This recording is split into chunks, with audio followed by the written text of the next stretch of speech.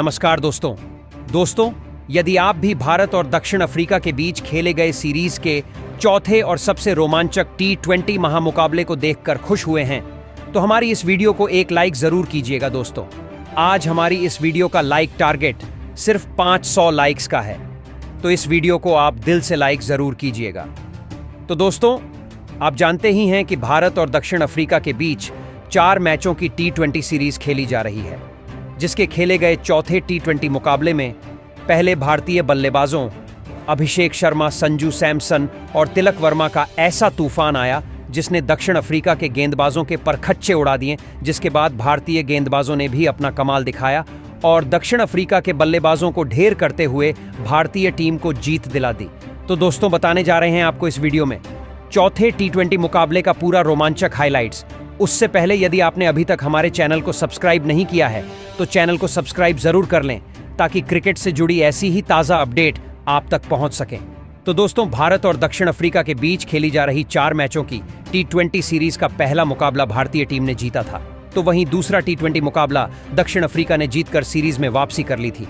इसके बाद तीसरे T20 मुकाबले में भारतीय टीम ने जीत हासिल कर सीरीज में 2-1 की अजेय बढ़त बना ली थी। और आज इस T20 सीरीज का चौथा और सांसों को रोक देने वाला सबसे रोमांचक T20 मुकाबला जोहान्सबर्ग के वांडरर्स क्रिकेट स्टेडियम में खेला गया, जहां इस रोंगटे खड़े कर देने वाले महामुकाबले का जब टॉस के लिए सिक्का उछाला गया तो आखिरकार सीरीज में पहली बार भारतीय टीम के पक्ष में गिरा और भारतीय कप्तान सूर्यकुमार यादव ने टॉस जीता और पहले बल्लेबाजी करने का फैसला लिया और मेजबान दक्षिण अफ्रीका की टीम को गेंदबाजी के लिए आमंत्रित किया था, जिसके बाद रनों की बारिश करने के इरादे से भारतीय टीम के 2 दिग्गज ओपनर बल्लेबाज मैदान में उतरे, जहां संजू सैमसन और अभिषेक शर्मा के कंधों पर इस महामुकाबले में अपनी टीम को एक विस्फोटक ओपनिंग शुरुआत दिलाने की बहुत ही बड़ी जिम्मेदारी थी। और भारतीय टीम की इस ओपनिंग जोड़ी ने इस जिम्मेदारी को बखूबी निभाया, जहां संजू सैमसन दूसरे ओवर में गेराल्ड कोएटजी को निशाना बनाया और दूसरी ही गेंद को पुल शॉट जड़कर छक्के के लिए बाउंड्री पर करा दी, तो वहीं चौथी गेंद पर भी एक बेहतरीन कट शॉट खेला और चौका जड़ दिया। अभिषेक शर्मा ने भी अपने हाथ खोले और अगले ही ओवर में मार्को यानसेन की गेंद पर पुल शॉट खेला और एक गगनचुंबी छक्का ठोक डाला।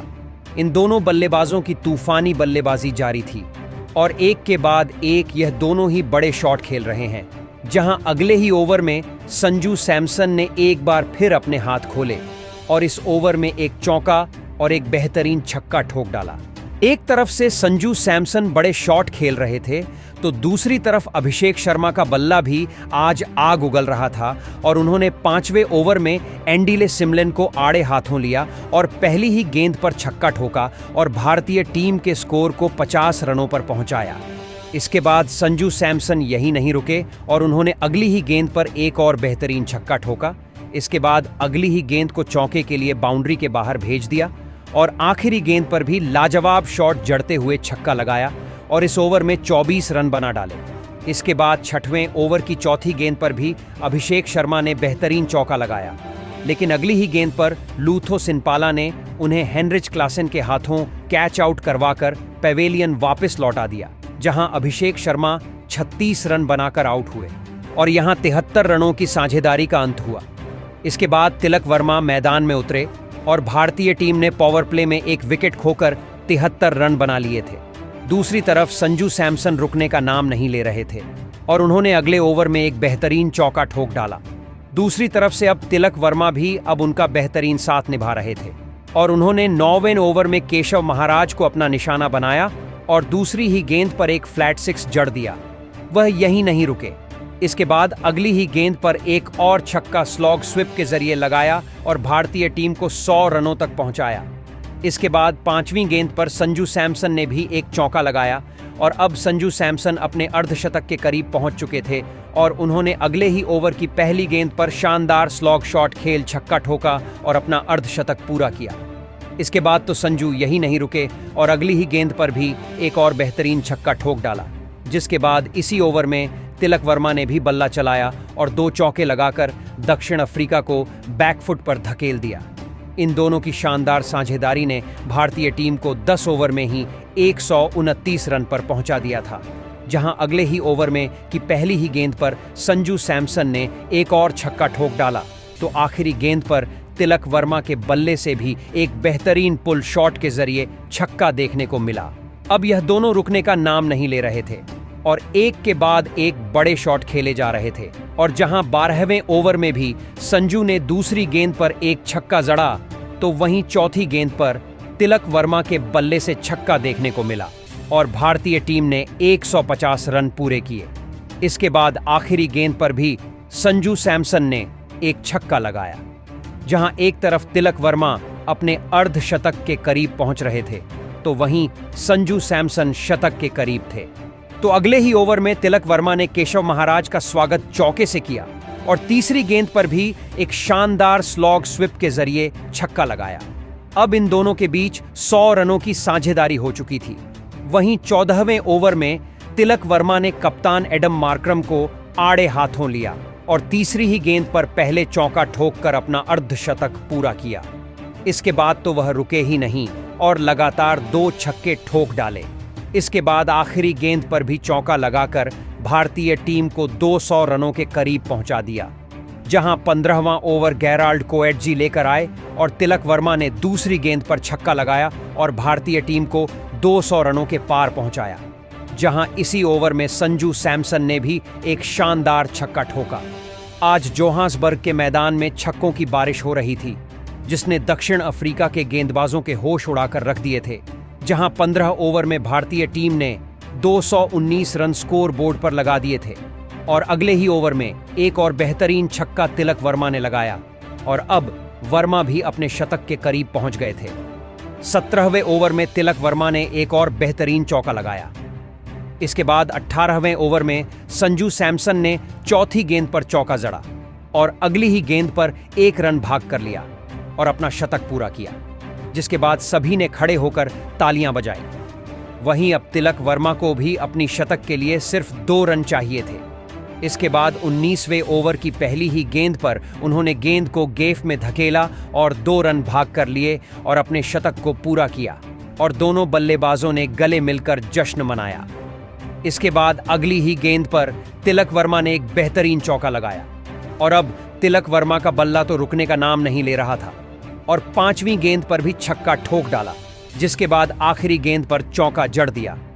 वहीं 20वां ओवर मार्को यानसेन लेकर आए, जिस पर एक चौका तिलक वर्मा ने लगाया और एक बेहतरीन छक्का संजू सैमसन के बल्ले से देखने को मिला और इन दोनों ने मिलकर 210 रनों की साझेदारी करते हुए स्कोर बोर्ड पर 283 रन लगा दिए। जहां तिलक वर्मा के बल्ले से 120 रन निकले और संजू सैमसन ने 109 रनों की जबरदस्त पारी खेली और यह दोनों ही अंत में नाबाद लौटे। साथ ही तूफानी बल्लेबाजी से कई रिकॉर्ड भी ध्वस्त करके रख दिए, जिसके बाद भारतीय टीम से मिले 284 रनों के विशाल लक्ष्य का पीछा करने दक्षिण अफ्रीका की तरफ से रीजा हेंड्रिक्स और रायन रिकल्टन की जोड़ी मैदान में उतरी। जहां दक्षिण अफ्रीका की टीम को एक विशाल लक्ष्य हासिल करना था तो उनके इन दोनों ही बल्लेबाजों को टीम के लिए बेहतरीन शुरुआत दिलानी थी। लेकिन पहला ओवर लेकर आए अर्शदीप सिंह ने तीसरी ही गेंद पर दक्षिण अफ्रीका की टीम को झटका दिया और रीजा हेंड्रिक्स को क्लीन बोल्ड कर पवेलियन का रास्ता दिखाया, जहां रीजा हेंड्रिक्स का खाता भी नहीं खुला। जिसके बाद कप्तान एडम मार्क्रम ने मैदान में कदम रखा, लेकिन दूसरी तरफ बल्लेबाजी कर रहे रायन रिकल्टन को हार्दिक पांड्या ने संजू सैमसन के हाथों कैच आउट करवाकर पवेलियन की राह दिखाई और दक्षिण अफ्रीका की टीम ने अपने दोनों ही सलामी बल्लेबाजों को खो दिया था। जहां रायन रिकल्टन सिर्फ 1 रन ही बना सके, जिसके बाद ट्रिस्टन स्ट्रबस मैदान में उतरे और अब एडन मार्क्रम और ट्रिस्टन स्ट्रबस के ऊपर जिम्मेदारी थी कि यहां से एक बेहतरीन साझेदारी बनाए और एडम मार्क्रम ने अगले ही ओवर में अर्शदीप सिंह को एक चौका लगाया, लेकिन अर्शदीप सिंह ने इसका बदला लिया और अगली ही गेंद पर एडम मार्क्रम को रवि बिश्नोई के हाथों कैच आउट करवाकर पैवेलियन का रास्ता दिखाया, जहां एडन मार्क्रम 8 रन बनाकर आउट हुए और सिर्फ 10 रन पर ही दक्षिण अफ्रीका ने अपने 3 बड़े विकेट खो दिए थे। जिसके बाद हेनरिच क्लासन मैदान में उतरे, लेकिन उन्हें भी अर्शदीप सिंह ने टिकने का मौका ही नहीं दिया और पहली ही गेंद पर LBW आउट करके दक्षिण अफ्रीका की टीम को बैकफुट पर धकेल दिया, जहां हेनरिच क्लासन का खाता भी नहीं खुला और जैसे आए थे वैसे ही पवेलियन लौट गए। जिसके बाद डेविड मिलर मैदान में उतरे और ट्रिस्टन स्ट्रबस का साथ निभाने लगे, जहां 5वें ओवर में ट्रिस्टन स्ट्रबस ने अपने हाथ खोले और आखिरी 2 गेंदों पर अर्शदीप सिंह को लगातार 2 चौके जड़ दिए। हालांकि लक्ष्य बड़ा था और विकेट भी गिर चुके थे, ऐसे में बल्लेबाजों के ऊपर दबाव ज्यादा था। ऐसे में इन दोनों ने ही यहां से बेहतरीन साझेदारी बनाना शुरू किया और जहां 6 ओवर में सिर्फ 30 रन ही दक्षिण अफ्रीका की टीम बना पाई थी, जहां डेविड मिलर ने भी अब अपने हाथ खोलने शुरू कर दिए थे और उन्होंने 7वें ओवर की तीसरी गेंद पर रमनदीप सिंह को एक चौका ठोक डाला। वहीं ट्रिस्टन स्ट्रबस का बल्ला अब रुकने का नाम नहीं ले रहा था और उन्होंने 9वें ओवर में रमनदीप सिंह को आड़े हाथों लिया और तीसरी गेंद पर पहले तो चौका ठोका, इसके बाद अगली ही गेंद पर पुल शॉट खेला और छक्का ठोक डाला। इसके बाद अगली गेंद पर भी बेहतरीन छक्का लगाकर इस ओवर में 21 रन बटोर लिए। वही अगले ओवर में वरुण चक्रवर्ती को डेविड मिलर ने छक्का ठोक डाला, जहां ट्रिस्टन स्ट्रबस अपने अर्धशतक के करीब पहुंच रहे थे। तो वहीं दूसरी तरफ एक बार फिर डेविड मिलर ने अपना बल्ला चलाया और 12वें ओवर में एक बेहतरीन छक्का और चौका ठोक डाला और वह यहीं नहीं रुके और 5वीं गेंद पर भी झन्नाटेदार शॉट खेला और छक्का ठोक दिया। लेकिन इसी ओवर की आखिरी गेंद पर वरुण चक्रवर्ती ने तिलक वर्मा के हाथों कैच आउट करवाकर डेविड मिलर को पवेलियन का रास्ता दिखाया, जहां 66 रनों की साझेदारी का यहां अंत हुआ और डेविड मिलर 36 रन बनाकर आउट हुए, जहां 96 रनों के स्कोर पर दक्षिण अफ्रीका ने अपने 5 विकेट खो दिए थे। जिसके बाद मार्को यानसेन मैदान में उतरे, लेकिन दूसरी तरफ ट्रिस्टन स्ट्रबस को रवि बिश्नोई ने LBW आउट करके पवेलियन का रास्ता दिखाया, जहां ट्रिस्टन स्ट्रबस 43 रन बनाकर आउट हुए। जिसके बाद एंडीले सिमलिन मैदान में उतरे और यानसेन का साथ निभाने लगे, जहां आखिरी गेंद पर मार्को यानसेन ने अपना बल्ला चलाया और एक बेहतरीन छक्का ठोका और अपनी टीम को 100 रनों के पार पहुंचाया। दूसरी तरफ एंडीले सिमलिन को वरुण चक्रवर्ती ने रवि बिश्नोई के हाथों कैच आउट करवाकर पवेलियन वापस लौटा दिया, जहां सिमलिन सिर्फ 2 ही रन बना पाए और चलते बने। जिसके बाद गेराल्ड कोएटजी मैदान में उतरे और उन्होंने वरुण चक्रवर्ती को 5वीं गेंद पर एक बेहतरीन छक्का ठोका और अगली ही गेंद पर चौका, जड़ स्कोर में इजाफा किया। हालांकि दक्षिण अफ्रीका की टीम अब पूरी तरह दबाव में थी और अब यहां से जीत पाना नामुमकिन था। फिर भी इन दोनों बल्लेबाजों की कोशिश जारी थी और अगले ही ओवर में मार्को यानसेन ने रवि बिश्नोई को 2 बेहतरीन छक्के जड़ दिए।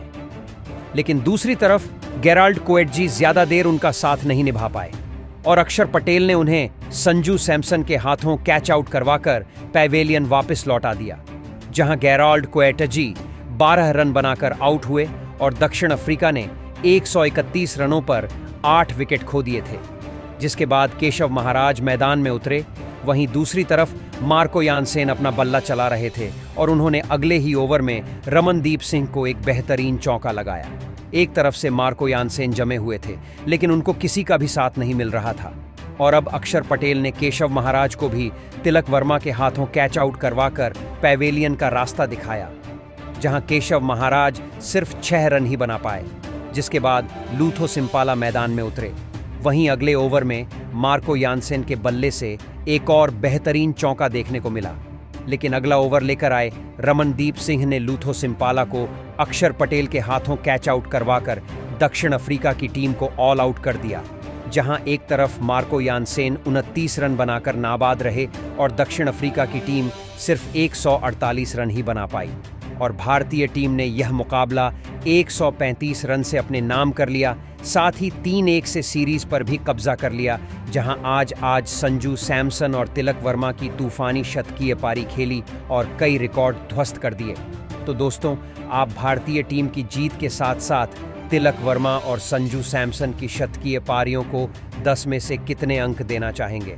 कमेंट बॉक्स में हमें अपनी राय ज़रूर बताएं। नए हैं तो चैनल को सब्सक्राइब ज़रूर करें।